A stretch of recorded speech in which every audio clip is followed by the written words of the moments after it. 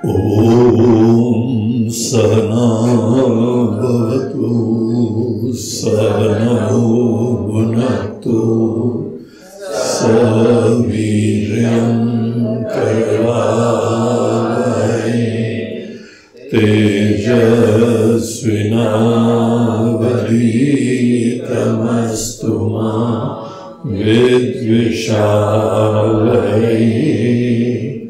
ओम शांति शांति शांति।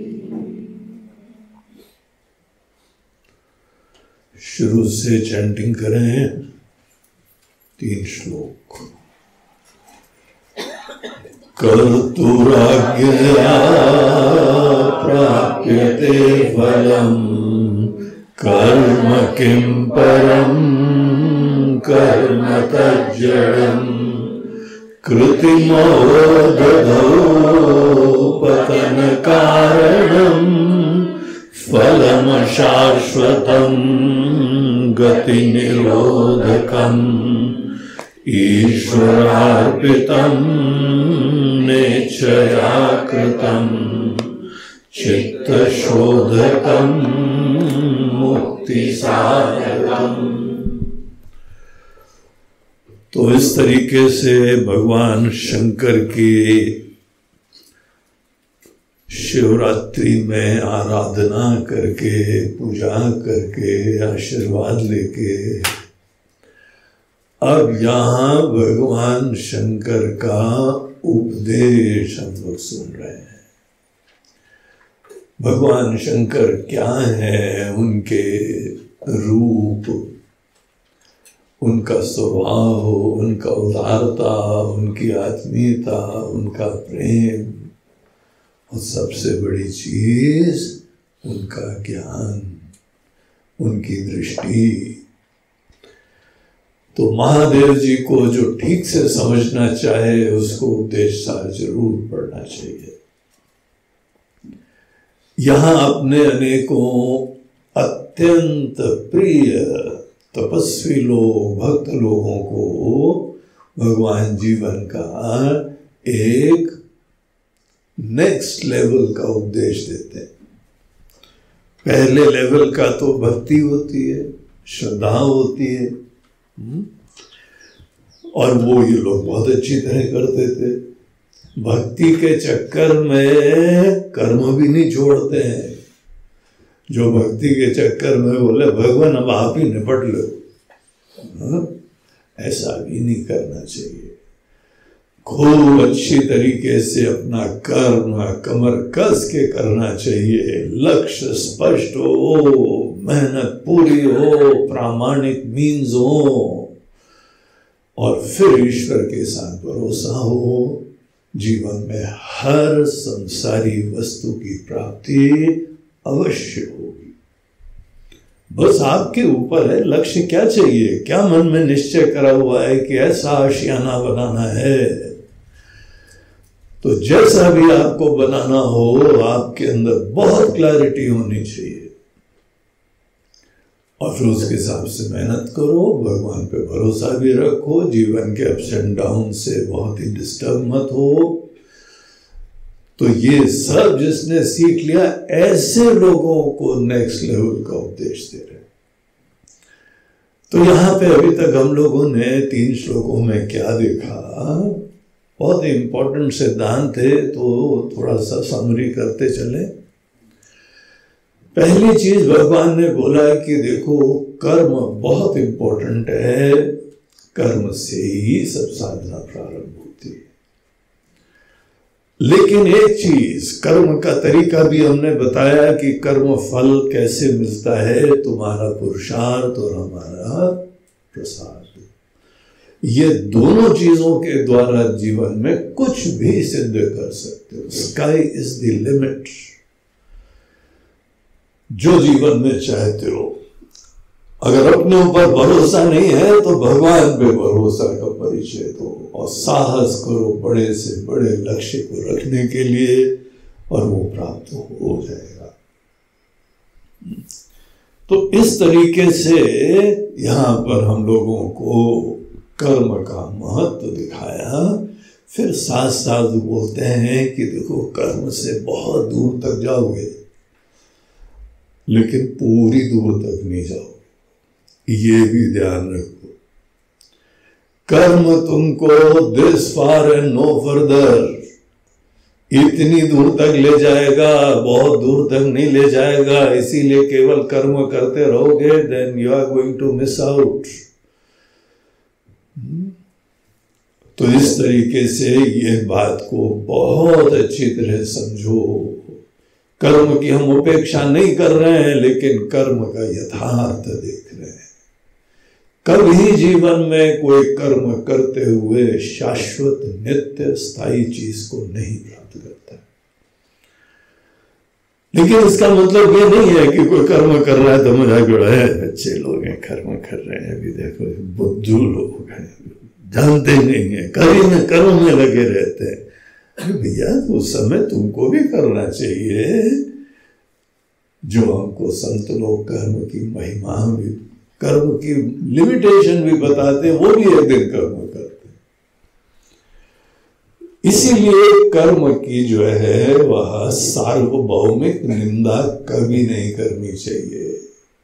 ये रिलेटिव होता है, किसी के लिए परम आवश्यक होता है। अब छोटे बच्चे हैं, उनको जो है कर्म करना है, खेलना है, पढ़ाई करनी है, और तुमको यहाँ पे क्या उपदेश सार का कैंप क्या सुन लिया, गए बोला नालायक को इधर बैठो आके, अभी तुमको हम बताते हैं कर्म से कुछ नहीं होता है। और उनके लिए क्या उचित है वो? तो इसीलिए ऐसा नहीं करना चाहिए।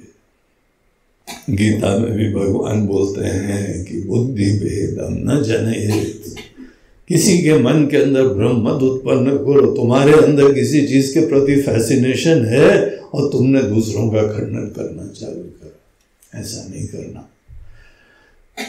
हर चीज का कोई ना कोई किसी न किसी के लिए रोल होता है। इसीलिए कर्म का अनेक लोगों के लिए अत्यंत महत्व होता है।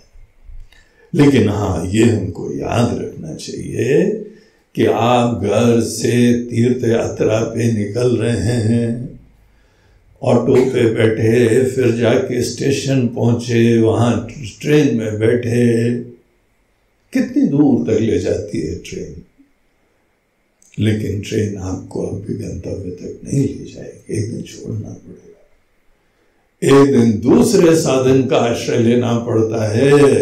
पता लगा कि ये हरिद्वार ऋषिकेश में रुक गई, उसके बाद दूसरा साधन पकड़ो, और दूसरा साधन पकड़ के फिर पता लगा कि बहुत ही आगे तक चले गए, फिर वो भी छोड़ो,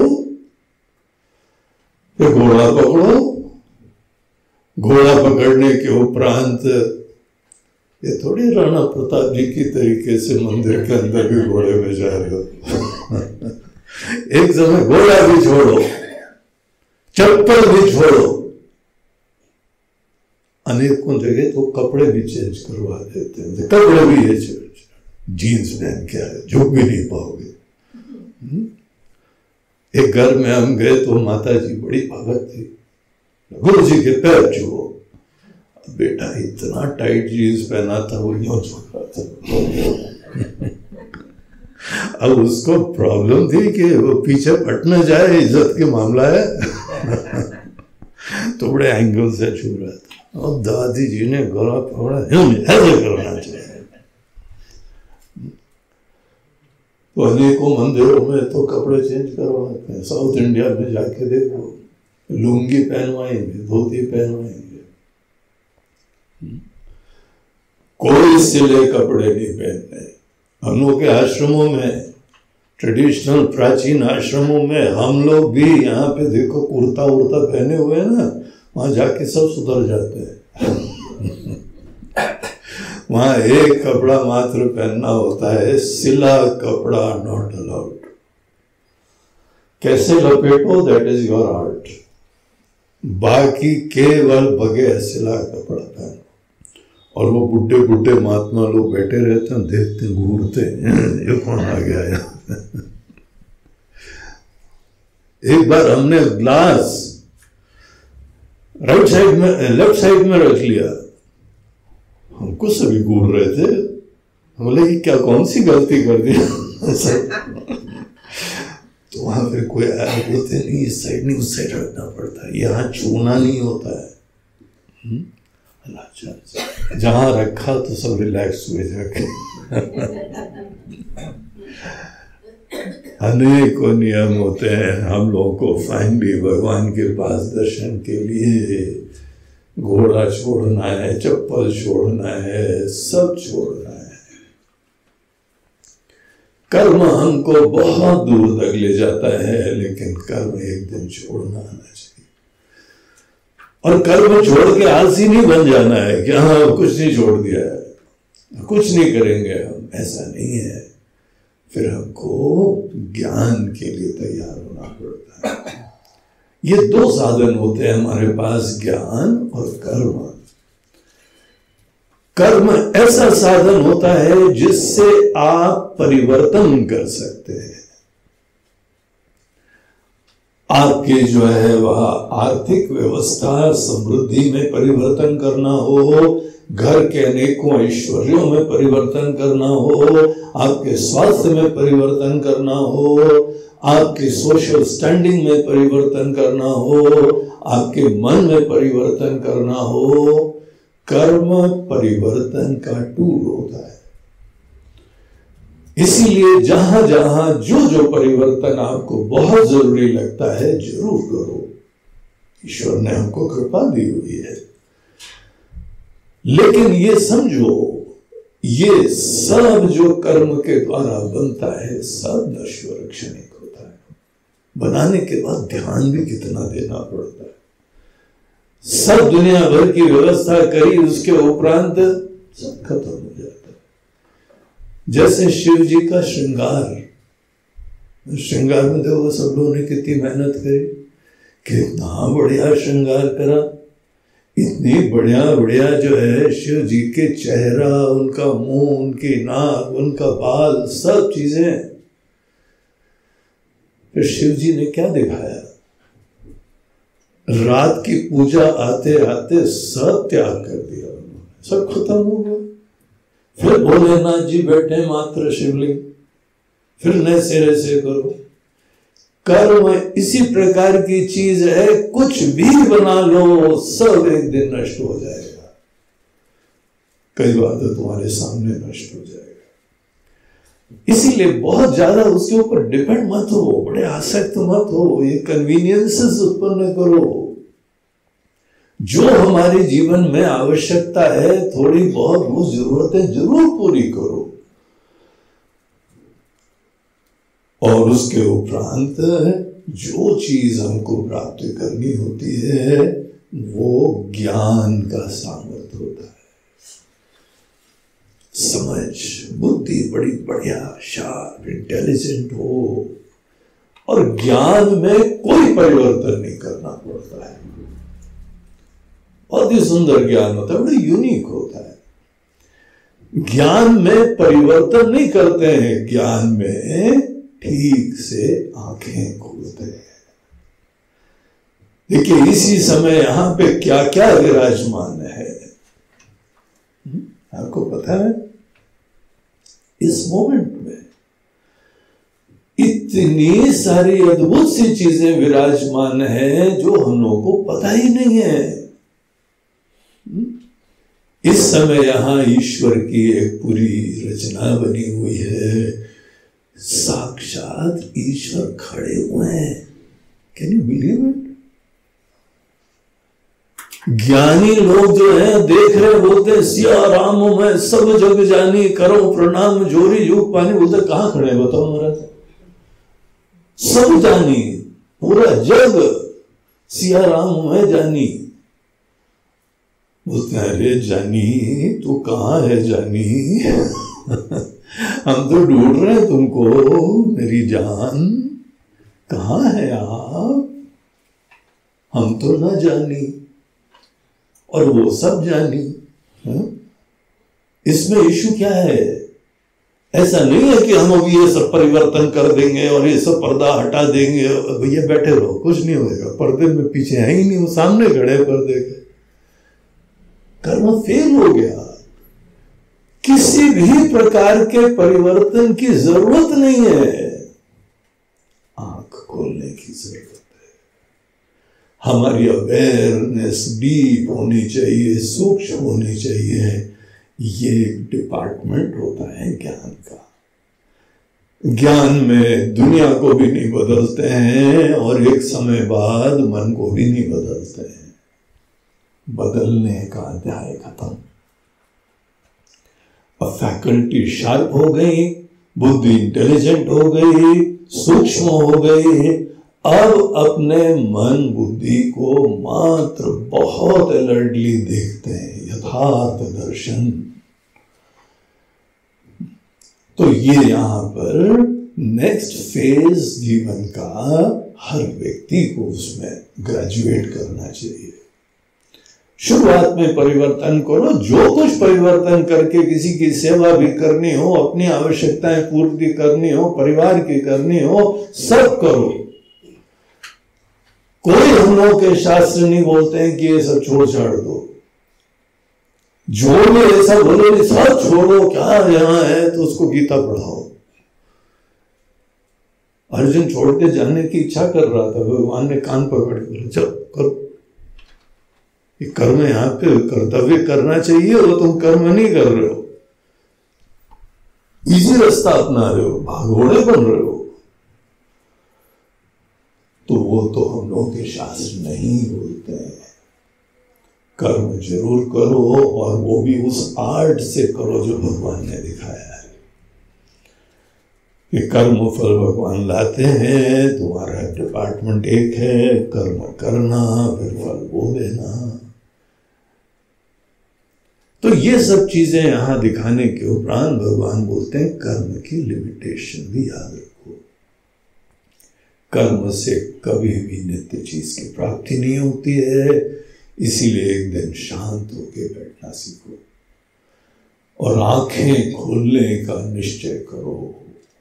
खो गया ऐसे देखो, तुम क्या हो तुमको भी ये भी नहीं पता है, दुनिया क्या है ये भी नहीं पता है।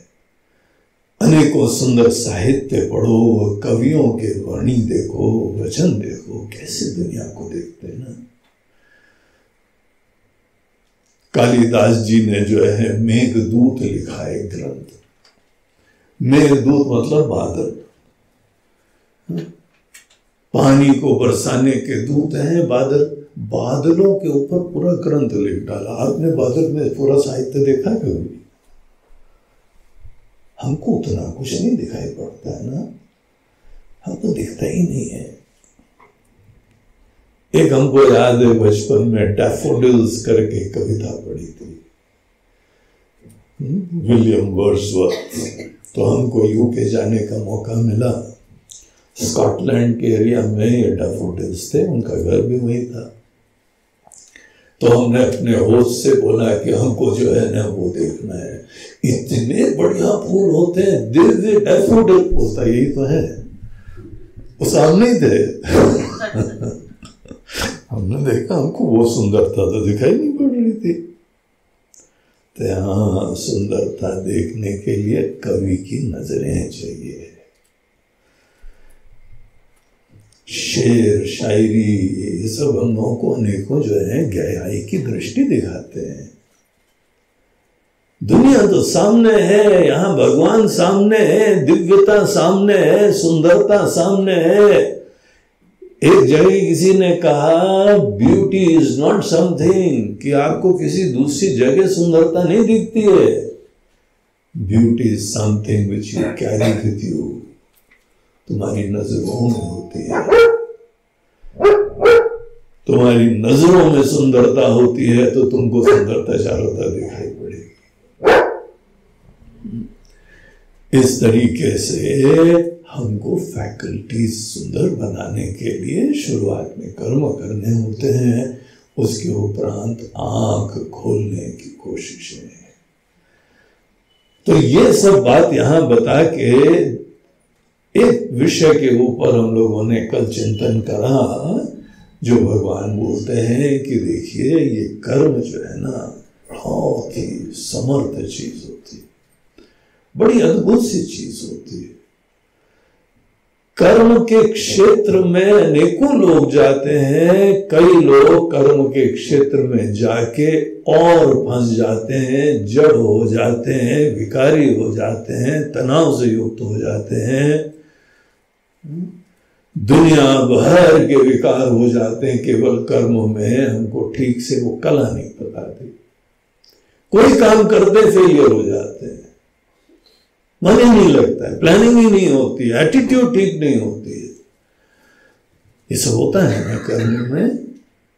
तनाव दुनिया में कितनी बड़ी समस्या हो गई है, ऐसा भयंकर तनाव लोगों को है कि टाइम मैगजीन ने, यूएस की बड़ी प्रसिद्ध मैगजीन है, उसने कवर पेज पे लिखा कि this is the epidemic of 20th century.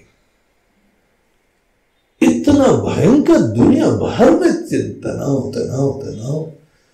यार तुम कर्म में नहीं गए थे तो थोड़े अच्छे थे, तुम्हारी बचपन की फोटो तो बहुत प्यारी है, अभी क्या तुम्हारे अंदर ये विकार हो गए, क्या टेंशन हो गया है? तुमको पता है कि रिसेंटली रावण की फोटो देखी थी तुम्हारी, देख रहे बड़ी मिलती जुलती दिखाई पड़ रही है। इतनी दुर्दशा कैसे हो गई? बोलते महाराज जी कर्म करते करते, कर्म करते करते तुम नहा के आते हो, धो के आते हो कि गंदे होके आते हो? तो जब जब ऑफिस जाता हूं ना उसके बाद टेंशन ही टेंशन होता है।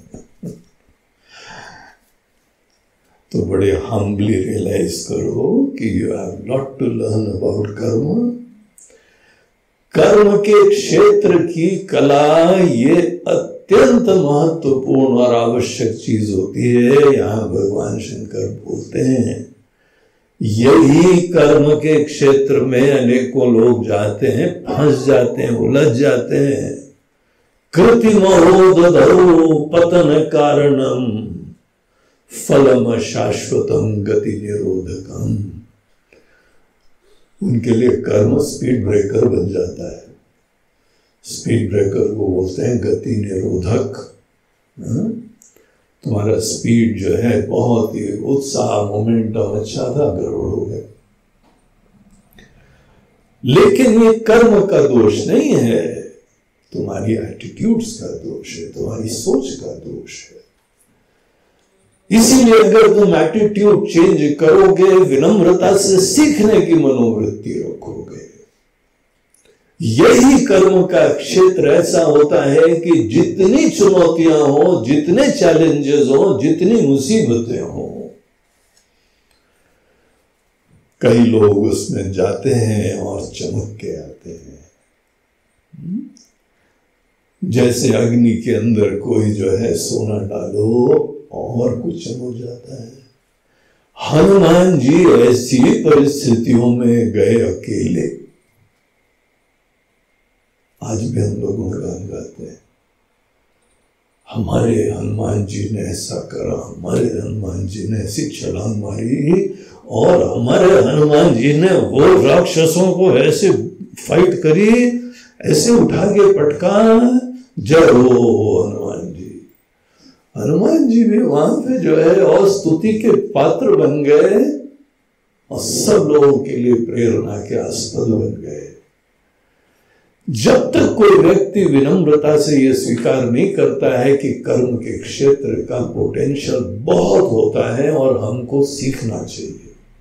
अगर हम कर्म में टेंशन में जाते हैं तो एक चीज स्वीकार करो कि तुम्हारे अंदर कोई सीखने की गुंजाइश है, तुम्हारे अंदर कुछ दोष है। जो व्यक्ति अपने अंदर कमियों की संभावना को देखेगा वही तो परिवर्तन करेगा।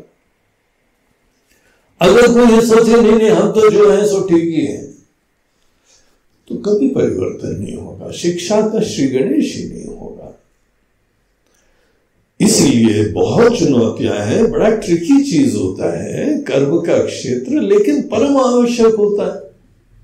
कोई चारा ही नहीं है बगैर कर्म के। ना हम स्वस्थ होंगे, ना स्वावलंबी होंगे, ना किसी प्रकार के यहाँ पे उपयोगी होंगे। कर्म तो करना आना चाहिए, और वो भी भगवान शंकर खुद बताते हैं एक कर्म करने का तरीका है।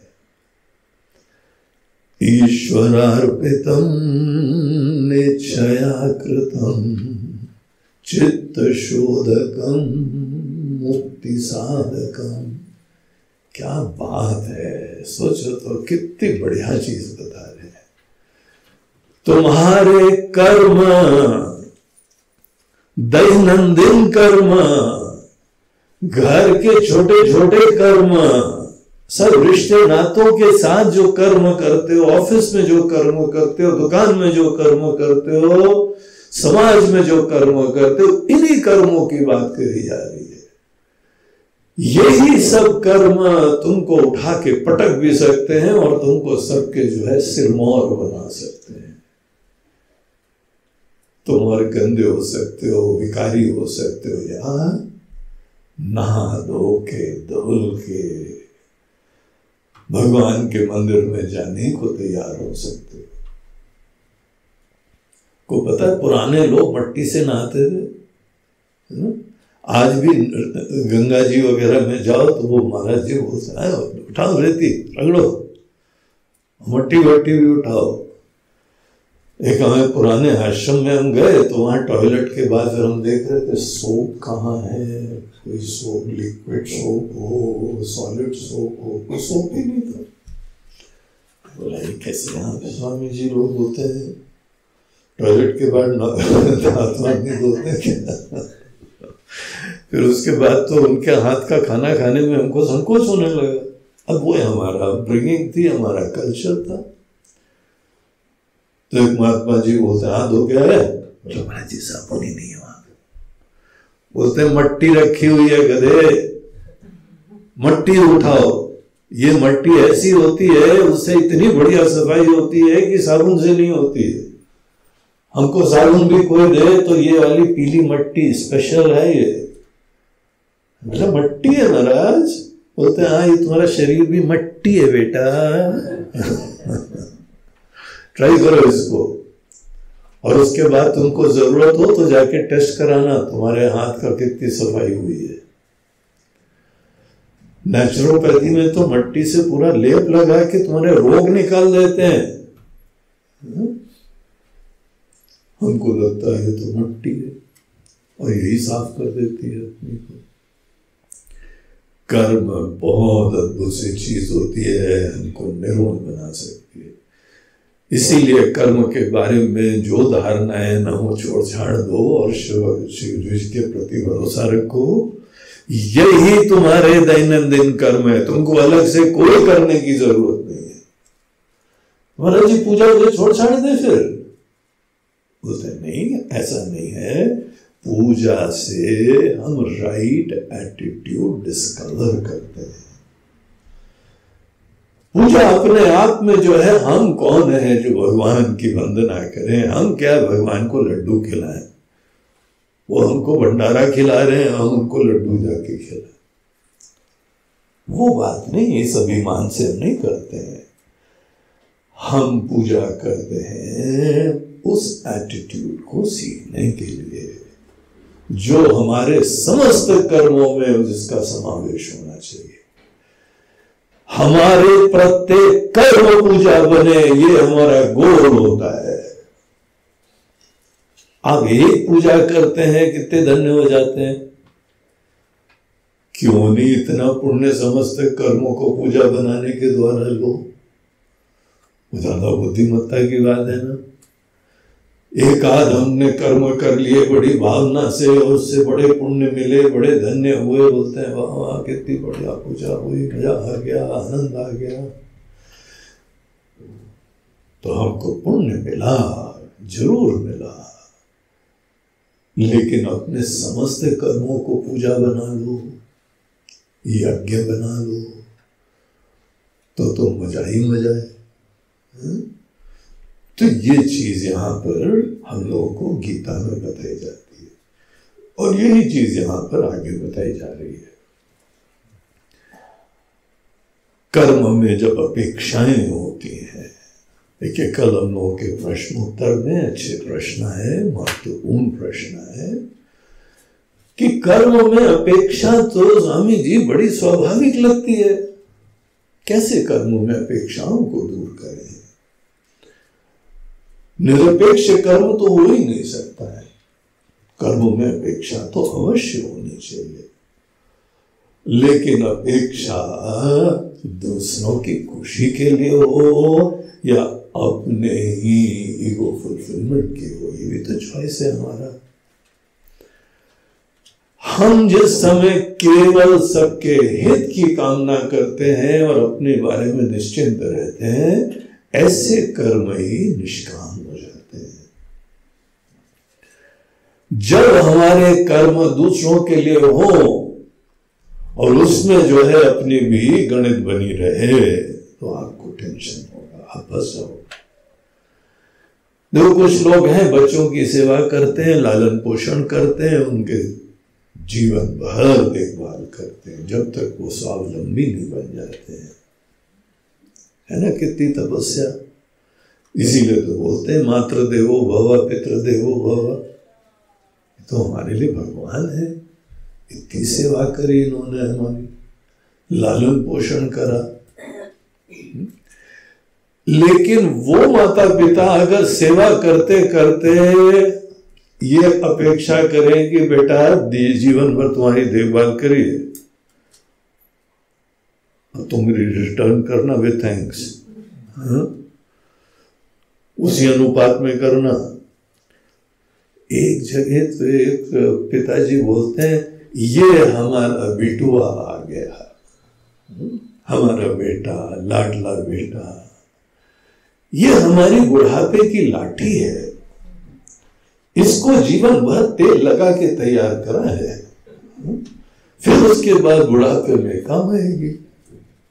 लड़का बोलता है कि पिताजी आप इसलिए तेल लगा रहे थे क्या कि हम आपके बुढ़ापे में काम आए? अरे हम कैसे काम आए हैं? हमारा तो जॉब यूएस में लगा हुआ है, वहां से बैठ के आप बोले तो हम कुछ भी कर देंगे, लेकिन हम यहां बैठ के आपकी लाठी कैसे बनेंगे? आपको बोलते हैं आप थोड़े दिन के लिए आ जाओ, मगर आप गांव छोड़ देनी हो, और ये भी बोलते हो कि लाठी है, तेल लगाया इसको हमने, पकाया भी है आगी में। ना अपनी लड़की को पकड़ सकते हो, ना अपने लड़के को पकड़ सकते हो, लगाओ तेल और अच्छी तरह। इसको बोलते हैं कि जब आदमी गलत निराधार बेवकूफी की अपेक्षाओं से युक्त होकर काम करे तो कौन मरता है भाई? वो बच्चा केवल दया करेगा आपके ऊपर और कुछ नहीं कर सकता है। उसके अपने जीवन में सपने हैं, कर्तव्य है, कार्यकलाप हैं, और ये यहाँ बोलते मैं तेल लगा रहा था बुढ़ापे के लिए। अब हम चाहते भी हैं तो भी आपका कुछ नहीं कर सकते। हम आपके लिए प्रार्थना करेंगे, पास में मंदिर है, आपके लिए पूजा भी कर देंगे जाके, हम और क्या कर सकते हैं आपके लिए? हमारे अंदर क्या यही एकमात्र तरीका है कि अपेक्षा से युक्त होकर बच्चों के लालन पोषण करो? तुम्हारे बुढ़ापे का इंश्योरेंस है क्या ये? एक ने तो बोला ये हमारा इंश्योरेंस है, और थोड़ी इंश्योरेंस है, यही हमारा इंश्योरेंस है, इसी की वजह से ये हमारा नाम करेगा, हमारी बुढ़ापे की व्यवस्था होगी, हमारे पैर दबाएगा। उसने लाके पैर दबाने की मशीन दे दी, लो करो पैर की सेवा और हमको मुक्त करो, हमको बहुत दूसरों की सेवा करनी है। तो काम धंधा है, जॉब है, चैलेंजेस है, अपेक्षा से युक्त होके अपने स्वार्थ के लिए, क्या यही तरीका होता है?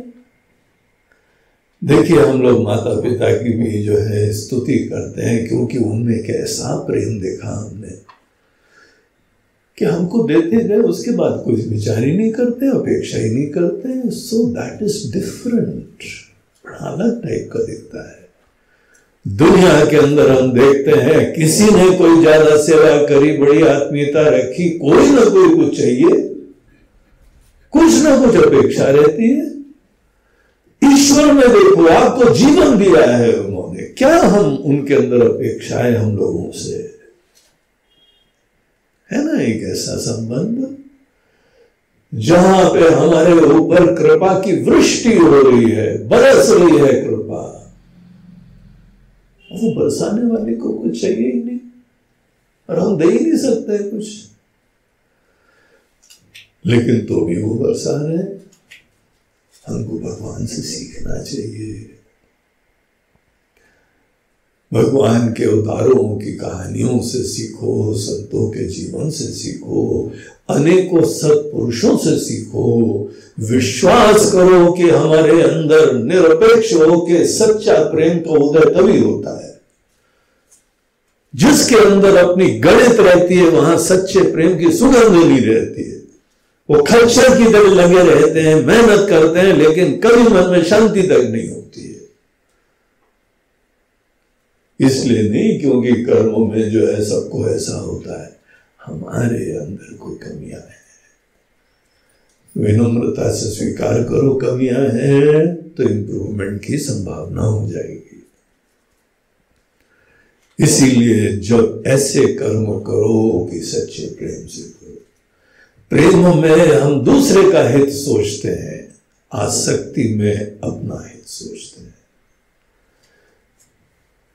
किसी के घर में उनकी एक व्यक्ति की मृत्यु हो गई, हम लोगों के आश्रम के पास ही रहते थे, तो मिलना जुलना होता था। वो व्यक्ति वॉक करता था शाम को, हम बीच से जो है राम राम करा करते थे। बड़ा अच्छा वृद्ध व्यक्ति, लेकिन जाना ही था एक दिन।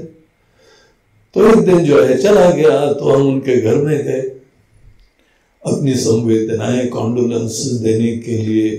वहां बैठ के उन्होंने कुछ प्रार्थना करी, मंत्र पढ़े, और वो जो माता जी थी उनसे हमने बोला कि माता जी आप रो मत, हम आपको विश्वास दिलाते हैं, जितना हमारा ज्ञान है, विवेक है, समझ है, ये व्यक्ति स्वर्ग ही गया होगा। तो माता जी जल्ला की बोलती है, महाराज जी उसके लिए कौन रो रहा है, वो तो गया, हम तो अपने लिए रो रहे हैं। हम लोग सॉरी रॉन्ग नंबर हमने समझा कि अभी अभी गया है उसके लिए रो रही होगी। उसने वो तो गया, अब कहां गया ये तो भगवान जाने, हमको तो नहीं पता, हमको अकेले छोड़ के गया है। और बुढ़ापे में ये लोग क्यों मरते हैं जाके जब हमको सबसे ज्यादा सहारे की जरूरत है उस समय मर के गया।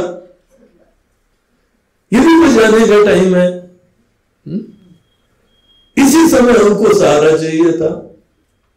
अब हम अकेले इस जीवन में दुनिया में कैसे जिएंगे, आप ही बताओ। मैं बोला अभी तो हम नहीं बता सकते अभी तो उनके स्वर्ग की यात्रा हमको दिखाई पड़ रही है। इस समय तो छोड़ो अपनी चिंता, थोड़ी देर तो जो है कम से कम उनका विचार कर लो। अकेले गया है, टिफिन भी नहीं ले गया है, पैसे भी साथ में नहीं ले गया है, कहाँ जाता है इंसान, किधर जाता है वो तो पता नहीं, भगवान जाने, वो जाने, उनका गया। अब हमारा क्या होगा? इसको बोलते हैं अपेक्षा से युक्त होकर जीना, फोकट में टेंशन करना। और यही एक परिवेश है, ये परिस्थिति है जहां पे आप जो है अपनी चिंता छोड़ो तो देखो उसमें प्रेम दिखाई पड़ता है।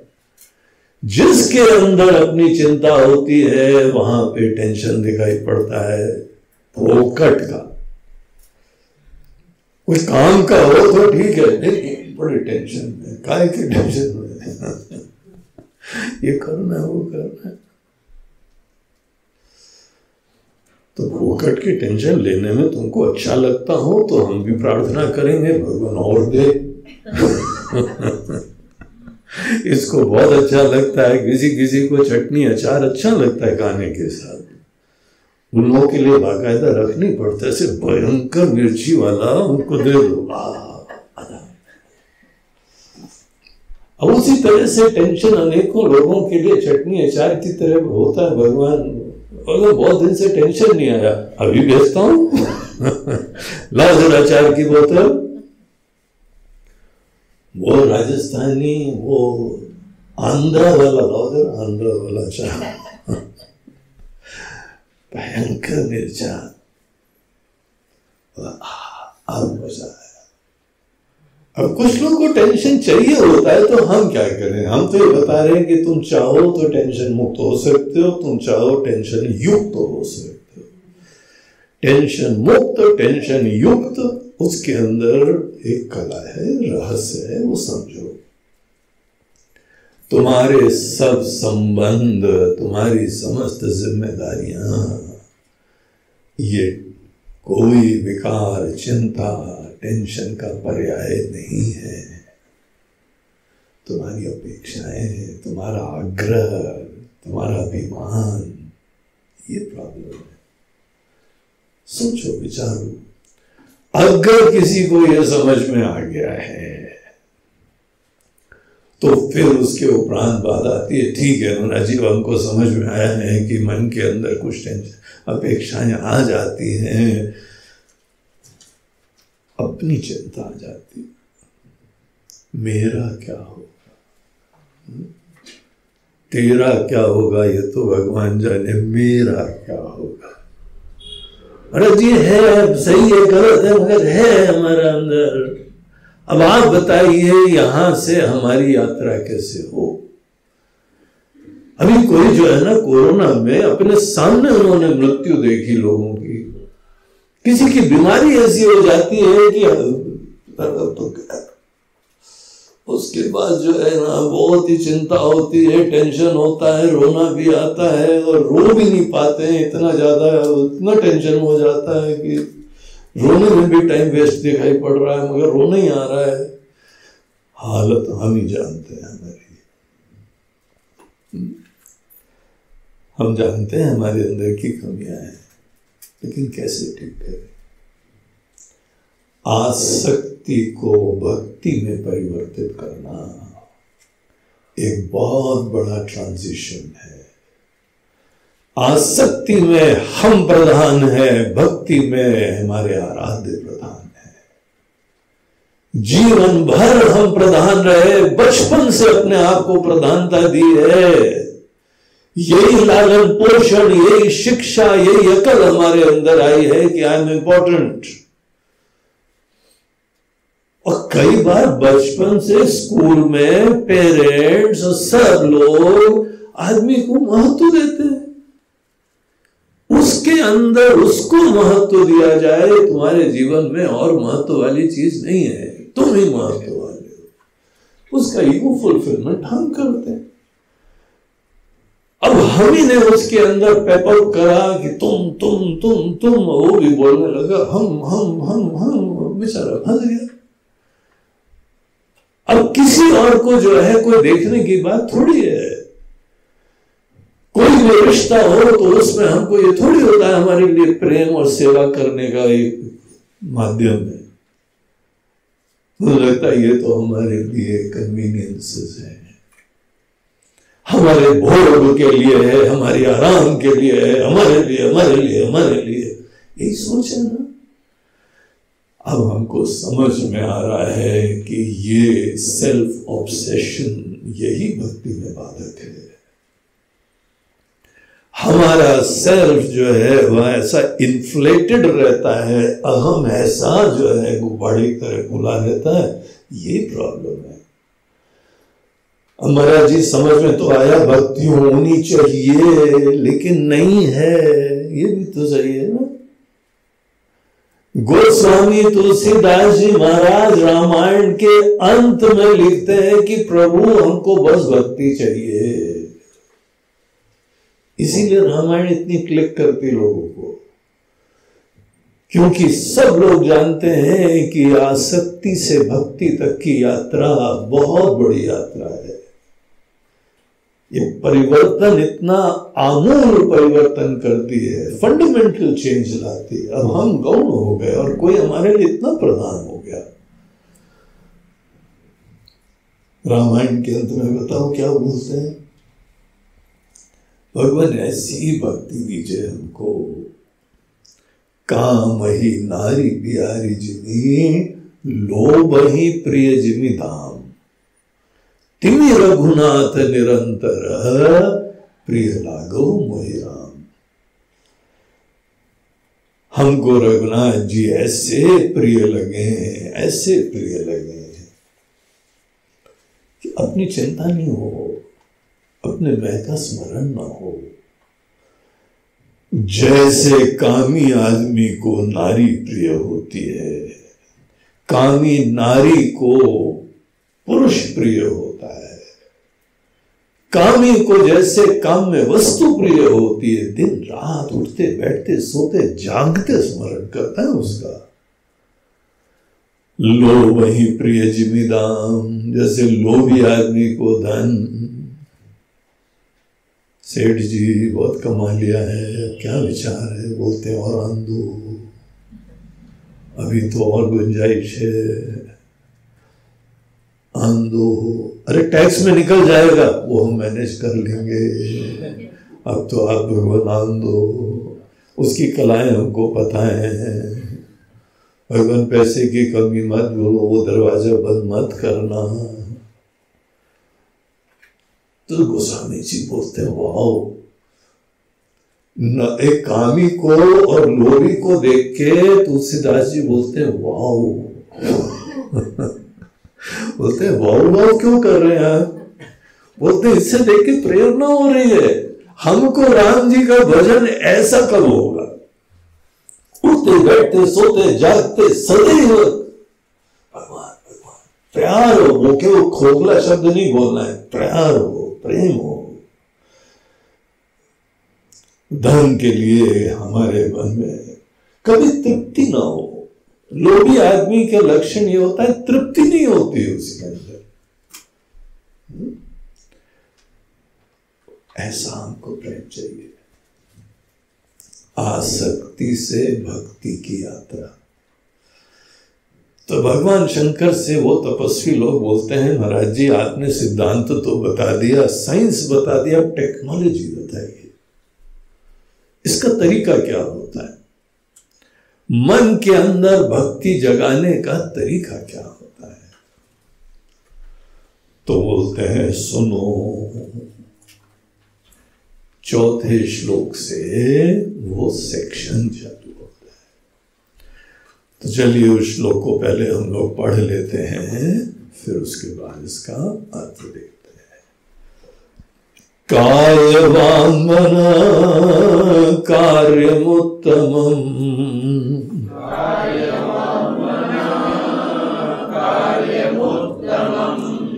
पूजनं जपश्चिन्तनं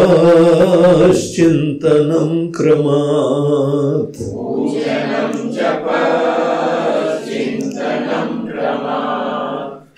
काय वांग मन।